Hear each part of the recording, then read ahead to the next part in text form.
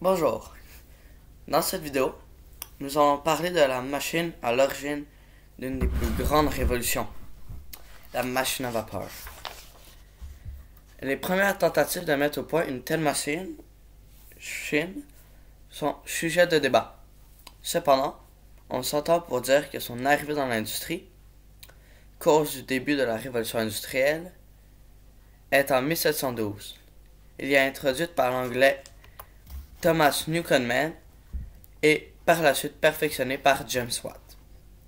En plus de servir dans l'industrie, on doit aussi à cette machine le perfectionnement du chemin de fer avec la locomotive à vapeur et du transport maritime grâce aux navires à vapeur.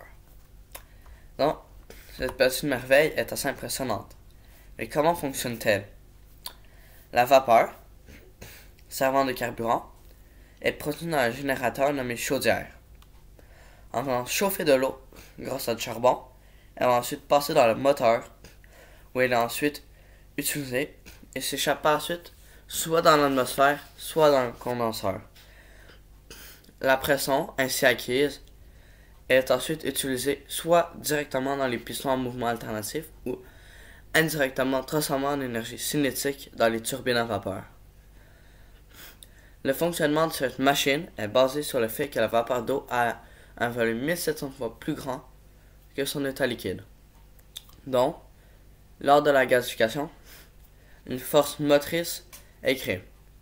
Cette force soulève l'air pesant sur la surface du liquide, créant ainsi une faible pression de 1 bar.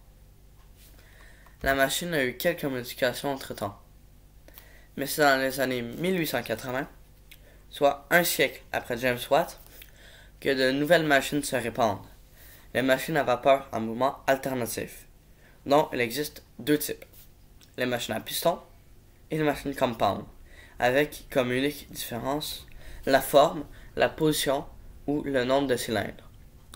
Ces machines se trouvent en possession de quelques caractéristiques que la première machine ne possède pas, telles qu'une détente, soit dans un seul cylindre par fermeture anticipée de l'admission, soit dans plusieurs cylindres en cascade, d'un réglage de la durée de l'admission par le régulateur, de l'emploi de l'enveloppe de vapeur autour du cylindre et de la surchauffe de la vapeur.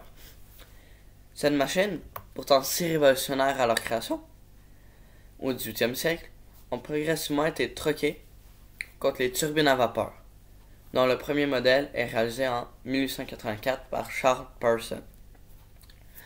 Eux-mêmes changés pour les turbo-alternateurs comme sur cette image en 1905 dans les centrales électriques.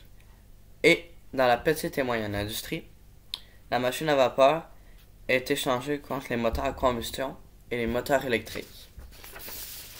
J'espère que vous avez apprécié cette vidéo. Et si oui, n'hésitez pas à laisser un like et même vous abonner. Et puis laissez-moi savoir dans les commentaires si d'autres vidéos sur la révolution industrielle vous intéresseraient.